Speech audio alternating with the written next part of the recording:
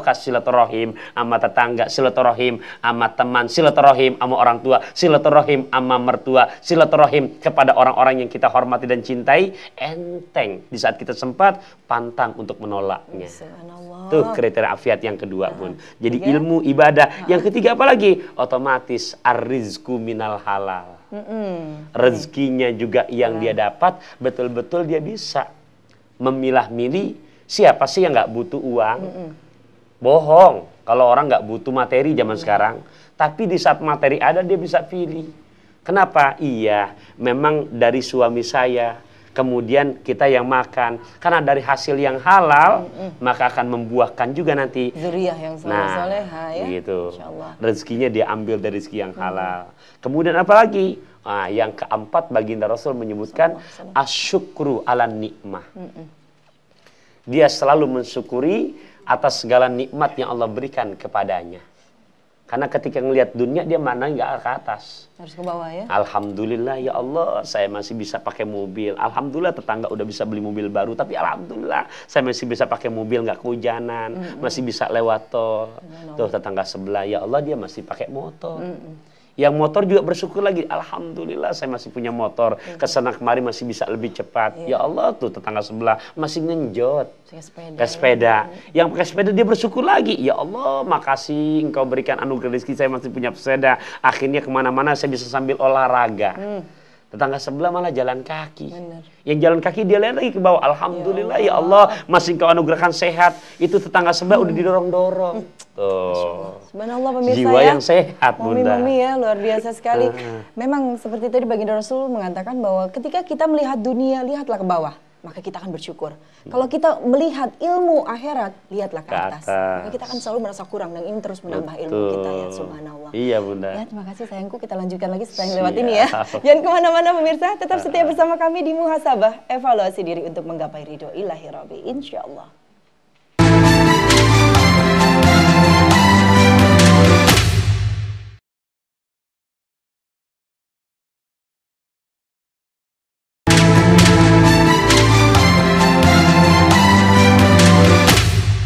Alhamdulillah pemirsa yang dirahmati Allah, dan juga momi-momi yang cantik yang sudah hadir di sini menemani kita untuk sharing ilmu agama di Muhasabah, evaluasi diri untuk menggapai ridho ilahi Rabbi. Nggak apa-apa. Kita lanjutkan lagi kajian kita pemirsa, ya. Tadi kita sudah membahas sudah 4 ya, Bi, ya? 4, Bunda. Tentang afiat. Ternyata itu memang semua, kalau bahasanya sih gampang ya disebutkan, tuh ngomongnya 5 menit selesai, ya, Bi. Tapi prakteknya kembali lagi pada diri kita sendiri. Maukah iman kita terus bertambah setiap harinya? Karena yang dicintai Allah adalah hamba Allah yang setiap harinya semakin baik, semakin bertambah ketakwaannya. Dan orang yang merugi adalah orang yang hanya begitu-gitu saja, ya. Bahkan mundur. Nauzubillah summa nauzubillah, ya. Insya Allah kita bukan hanya mengaji, menghafal, mencatat, tapi juga bisa mengapresiasikan ke dalam perilaku kita sehari-hari, ya. Kita berikan kesempatan untuk tanya jawab, ya, Bi, ya? Ya apa-apa, ayo. Mangga, momi siapa yang mau nanya dulu? Silakan. Oh, yang deket-deket, mangga. Siapa namanya? Nomor rekeningnya berapa? Nomor sepatunya berapa? Nanti ke momi Gia. Ya. Assalamualaikum warahmatullahi wabarakatuh. Waalaikumsalam warahmatullahi wabarakatuh. Nama saya Eva. Saya mau bertanya soal tadi yang Ustadz sempat nyatakan tentang mensano incorpore sano itu, ya. Itu apakah jiwa yang sehat itu terbentuk, apa sudah mutlak gitu membentuk iman yang kuat juga gitu. Maksudnya sudah jadi jaminankah kalau misalnya jiwa yang sehat secara batini, mutlak rohani atau tadi? sudah hakiki kah gitu, ya? Langsung ya, Bun. Bunda Eva, makasih ya pertanyaannya. Jadi Jamaah Ta'lim HMC Bogor juga pemirsa, apakah jiwa yang sehat akan menjamin iman akan kuat? Nah, yuk kita tanya. Ini tanya, kita balikan diri kita. Misalkan di dalam diri kita tadi kriteria yang Nabi sebutkan selalu mau menambah ilmu. Contoh, hari ini kita mengaji tentang afiat. Oh, afiat itu ternyata ada 5 kriteria, ya. 1 ilmu. Nah, dari ilmu ini contoh ditambahkan lagi. Ibu misalkan dapat pengajian tadi mana? 2 rakaat pada waktu fajar lebih afdal daripada dunia beserta isi-isinya. Itu kan menjadi pemahaman. Oh, alhamdulillah. Ternyata begitu besok kita udah lihat. Besok pokoknya saya akan tunggu waktu itu. Pas dari jam 3:30 udah standby. Kenapa? Awalnya sih malas, tapi karena ada motivasi yang menjadikan sugesti, waduh 2 rakaat pada waktu fajar lebih afdal daripada dunia beserta isi-isinya. Itu bukan kata orang loh, bukan kata Taufikur Rahman loh, kata Rasulullah. Termotivasi, bangun kita. Bukan karena siapa-siapa, karena Allah bangun tuh. Ibadah kita yang dibaca Fatihah. Hati kita ini kan perlu makanan. Selesai sholat kita berzikir, apakah istighfar? Istighfar kita baca 100 kali aja. Kita flashback kelakuan kita dari tadi pagi. Ya Allah, tadi saya sama tetangga ngomong kok begini. Ya Allah, tadi saya sama jamaah taklim MC sama teman saya kok ngomong begini. Sambil kita istighfar, terasa nyesalnya tuh. Otomatis kita itu iman kita tuh makin tumbuh, makin tumbuh. Ketika terjadi kelelahan, mana? Pas sekali waktu kesiangan, bangunnya pas terkumandang adzan di masjid, as-salatu khairum minan naum. Mana buktinya jiwa tuh sehat atau enggak, atau imannya kuat atau enggak? Di situ baru tergugah kita, terjaga. Ya Allah, kenapa telat? Nyesel banget ya Allah, maafin, nggak bisa qiyamul lail, nggak bisa sholat sunnah fajar. Kenapa? Kayak seperti sesuatu yang hilang. Nah, kalau sudah ada di hati begitu modelnya, itu imannya sudah hidup. Imannya tuh kuat gitu. Nah, sebaliknya, apakah jiwa yang kotor akan menimbulkan imannya juga kendor? Jelas. Jiwanya kotor nih, sama orang selalu jealous, selalu ngeliatnya dengki, selalu suuzon. Sholat juga ya otomatis di hati itu tadi dipelihara tuh yang di segmen awal. Ternyata contoh, jangankan yang namanya sholat sunnah duha, jangankan qiyamul lail, subuh kesiangan, zuhur kerepotan, asar di perjalanan, maghrib kecapean, isya bablas ketiduran. Ada aja alasannya ya. Enak aja nggak ada seperti hilang. Ibu, pemirsa, yuk tanya hati kita. Jangankan yang fardu saja, yang sunnah, kita udah biasa sholat duha. Sekali waktu kita kelupaan atau gimana, nggak sholat duha. Hati berasa, ya Allah, nyesel. Nah, inilah ciri jiwa yang sehat. Ketika hatinya sehat, jiwa sehat, imannya otomatis kuat. Tapi kalau kita sudah bermaksiat, tapi nggak ada sedikit pun rasa nyesal, tuh imannya periksa di situ. Gitu. Karena manusia itu kan memang mempunyai sifat yang imannya itu yazid wa yanqus ya. Betul. Naik, ntar turun. Nah, itu tergantung kita. Begitu. Ketika kita sedang turun, kita tahu tuh, ya Allah lagi malas banget nih ibadah ya. Hajar terus, lawan terus, hajar.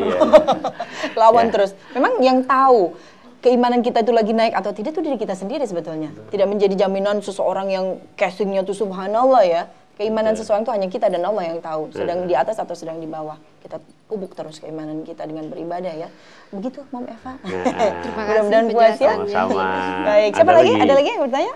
Nah, oh, silakan Umi. Bismillahirrahmanirrahim. Assalamualaikum warahmatullahi wabarakatuh. Waalaikumsalam warahmatullahi wabarakatuh. Kalau kita kebetulan alhamdulillah kita sehat. Siapa? Saya Dewi, lupa. Dewi. Terpesona jadi lupa. Ya, gimana Bu Dewi? Begini, kalau kita kan sehat alhamdulillah, sehat walafiat ya secara jasmani dan rohani secara umum ya.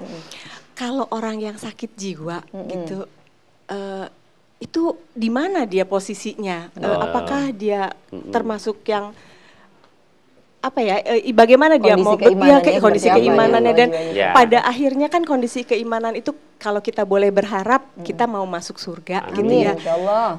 Nanti kalau mereka gitu yang sakit jiwa itu ada kemana karunya gitu ya? Karunya gitu ya maksudnya Mom Dewi itu jadi pikiran ke situ subhanallah.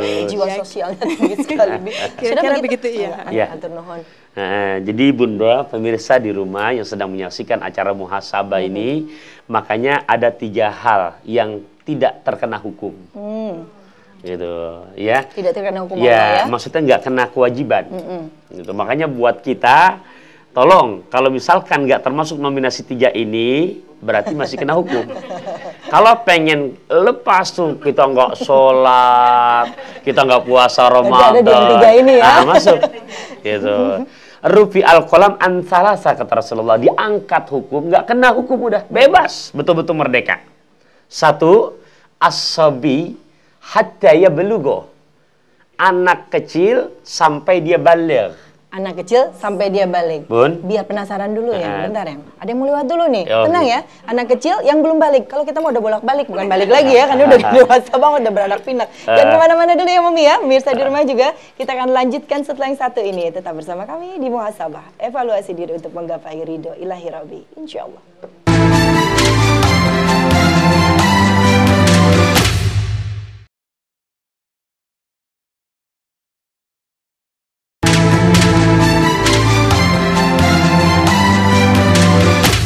Subhanallah pemirsa yang dirahmati Allah dimanapun Anda berada yang tetap setia bersama kami di MNC Muslim Channel 92 ya.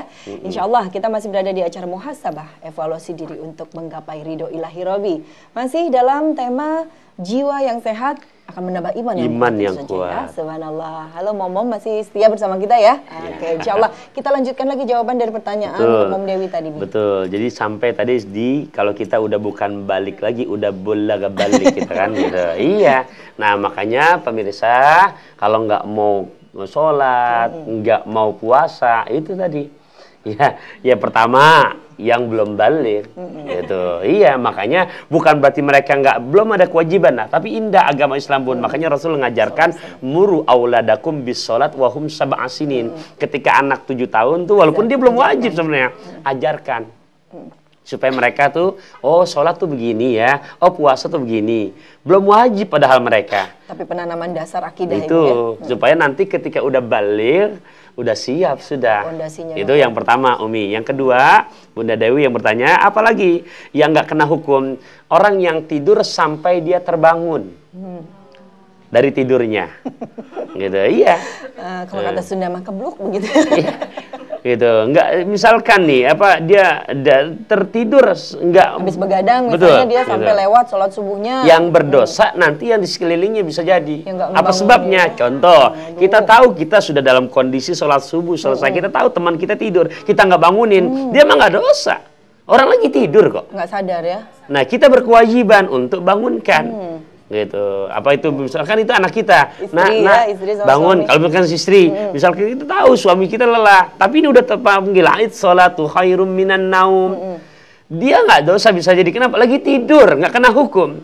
Kita ternyata sekelilingnya tahu nih, wajib tuh bangunkan. Orang dibangunin lagi nih, gitu. Ya, yang jelas bangunkan sampai dia sadar ini udah subuh. Kewajibannya sudah dilaksanakan. Kemudian dia malas atau nggak mau, nah kita udah nggak kena, dia baru. Ya? Gitu pemirsa. Itu karena ketika dia sudah terbangun udah nggak tidur kan, ya maksudnya walaupun misalkan dia berat tapi tidur lagi, tapi kan ketika ada komunikasi berarti udah nggak tidur dia. Gitu. Itu yang kedua. Yang ketiga, yang tadi masuklah pertanyaan Bunda nih ya, apa? Yang ketiga ini di mana orang yang Abi nyebut ini sebenarnya nggak sampai hati ya, gitu. Hilang ingatan. Al-majnun hatta yasihha. Orang yang sakit jiwa sampai sembuh. Itu ya sampai dia sembuh. Ternyata sampai akhir hayatnya nggak sembuh-sembuh. Itu rezeki sudah, nggak ada kewajiban ibadah. Ya nggak misalkan rezeki ibadahnya nggak dosa dia gitu. Gitu dalam artian sampai sembuh. Gitu. Nah makanya kalau sekarang kan yang ngaku-ngaku gila banyak. Bener loh Bun. Gitu. Ya nggak sedikit loh. Selesai ternyata tujuan yang dicita-citakan untuk menjadi pilkada nggak tercapai, gitu kan? Stres dia. Nah, stres kan, galau. Tapi masih kenal duit. Nah ini bukan gila namanya, bukan sakit jiwa. Jadi yang dimaksud nih al-majnun yang benar-benar memang gitu. Ya, hilang ingatan. Memang hilang ingatan. Nah buat mereka seperti itu nggak ada kewajiban buat ibadah dan nggak berdosa. Nah, tanya diri kita, masuk nggak 3 dari nominasi itu? Tidak. Nah, kalau enggak, berarti punya kewajiban kita. Begitu Mom Dewi ya, sebenarnya. Iya, jelas. Jadi, ya. Jawabannya ada di dalam diri kita sendiri. Betul. Semuanya ya. Apakah kita termasuk yang 3 itu? Pasti nggak mau dibilang seperti itu. Anak kecil kita bukan. Iya. Yang tidur pun nggak juga. Insya Allah kita selalu sadar, diberikan kesadaran oleh Allah ya. Dan kalaupun dibangunkan tuh jangan marah-marah. Itu menuju kebaikan ya. Iya. Karena ini hukumannya luar biasa. Sama. Ya, terutama suami istri gitu kan, di saat mungkin istrinya lelap, kita sebagai suami ya, para kameramen nih, audionya, produsernya gitu kan, nah ternyata istri kita lelap, wajib kita berkewajiban. Udah subuh nih, Ayo Ma, bangun. Ayo Bunda bangun. Banguninnya gitu. nggak dengan kasar ya, dengan kasih sayang. Gitu. Iya. Pipi kanan kiri. Kalau nggak bangun juga baru air. Iya. Nah, seandainya memang nggak mau, itu yang nggak tidur nggak berdosa, yang dosa baru dia. Gitu. Tapi kalau kita sengaja-ngaja dibiarkan tidur, yang dosa, yang salah, yang nggak tidurnya itu. Kenapa nggak ada nggak ada upaya untuk membangunkan yang sedang tidur? Nah, untuk yang tadi ketiduran tadi, Bi, sampai dia misalnya sholat subuh kan harusnya jam 5 kurang, misalnya setengah 5 lah. 12 dia sampai jam 7. Begitu bangun, langsung dia melakukan sholat subuh atau gimana tuh? Di sini memang nggak ada orang lain lagi ya. Memang dia sendirian saja, misalkan tertidur karena lelapnya, lantas bangun di saat di situ sudah apa? Waduh, dia nggak sampai ngeliat jam lagi, pokoknya udah, waduh kelihatan udah siang, langsung sudah ngambil wudhu, gitu kan? Udah langsung sholat. Gitu. Iya, kenapa? Karena begitu dia terbangun langsung pada kewajiban. Sadar langsung gitu. sholat dulu. Iya. Jangan langsung pegang handphone dulu. Cuman, ya. satu gitu. Yang kedua, yang seperti itu jangan jadikan kebiasaan. Iya. Itu karena nggak sengaja. Bahkan kalau perlu, kalau misalkan habis sebagai suami, terkadang kan sering Bunda ya, pulang sampai dia pulang ceramah, sampai rumah jam 3 gitu kan, sampai 4 gitu kan. Ya mungkin karena ketiduran sebentar tuh. Ya wajib tuh. Atau titip pesan, Bun nanti bangunkan ya, gitu. Karena ketika ntar nggak ada yang bangunin yang berdosa, yang tidur mah nggak kena dosa, karena nggak kena hukum. Gitu. Subhanallah. Ini para istri yang solehan, insya Allah ya, pasti bangunnya lebih duluan istri daripada suami ya, karena memang kewajiban kita sebagai istri itu wah luar biasa, merawat, mengurus suami, mengurus anak, mengurus rumah tangga. Surganya istri itu ada di rumah, saudara-saudara. Ada di dalam istri ya, di dalam suami, di suami juga. Nah, ini pertanyaan satu lagi nih, Bi, mumpung kita masih ada waktu. Jika semuanya nih udah sepertinya tuh baik-baik saja, afiat banget nih kelihatan dari luarnya, ya ngajinya rajin, sholatnya luar biasa, sedekahnya jalan terus. Tapi yang tadi juga jalan terus nih, gibah iya, dengki iya. Kumaha tapi? Ya. Kelihatannya kan afiat nih. Jadi gimana yang dilakukannya selama ini tuh? Jadi bagaimana, Bi? Ya, jadi STMJ ya, sholat terus maksiat jalan. Gitu. Nah, di sini yang perlu dibenahi, yang perlu dikoreksi dari tingkat ibadahnya. Karena janji Allah, jangankan untuk ibadah-ibadah sunnah, janji Allah dalam surah Al-Ankabut di ayat ke-45, Innas sholata tanha anil fahsya'i wal munkar. Sesungguhnya sholat yang benar pasti akan berdampak, pasti akan mempunyai athar, pasti akan mempunyai implikasi tanha anil fahsya'i wal munkar. Mampu mencegah perbuatan keji dan munkar. Dalam artian ibadah-ibadah, terutama yang sholat saja dulu.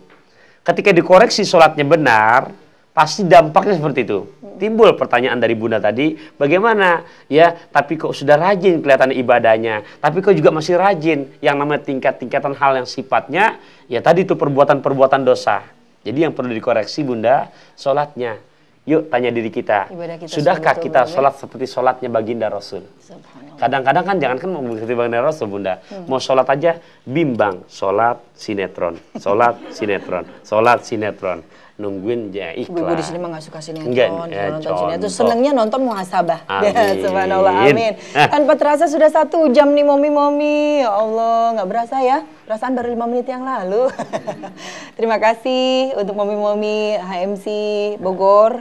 Terlebih pada Mom Gea, terima kasih banyak sudah menyediakan tempat untuk kita sharing ilmu ya, ibu-ibu. Mudah-mudahan rumahnya makin barokah. Amin. Ya Allah, banyak malaikat yang hadir di sini ya. Kalau kita menuntut ilmu, ini adalah taman-taman surganya Allah. Subhanallah. Dan juga kepada pemirsa di rumah, semoga tema kita hari ini akan membawa banyak manfaat untuk kita semua, terlebih untuk kita berdua ya, Bi ya. Amin, ya Allah. Kita hanya tempatnya salah, tempatnya kekurangan. Insya Allah dengan kita mau belajar definisi afiat tadi, insya Allah mudah-mudahan ada dalam diri kita. Iya. Menambah terus keimanan kita sesuai dengan tema kita hari ini. Di dalam jiwa yang sehat terdapat iman yang kuat. Insya Allah. Saya Aida Syafira dan suami saya Ustaz Taufikur Rahman dan juga Mom Gea, momi-momi HMC Bogor dan kru yang bertugas mengucapkan terima kasih. Mohon maaf atas segala kekurangan dan kehilafan. Jangan lupa saksikan terus muhasabah, evaluasi diri untuk menggapai ridho ilahi Rabbi di MNC Muslim bersama kita semua. Insyaallah. Alafu minkum. Assalamualaikum warahmatullahi wabarakatuh. Waalaikumsalam warahmatullahi wabarakatuh. Allah.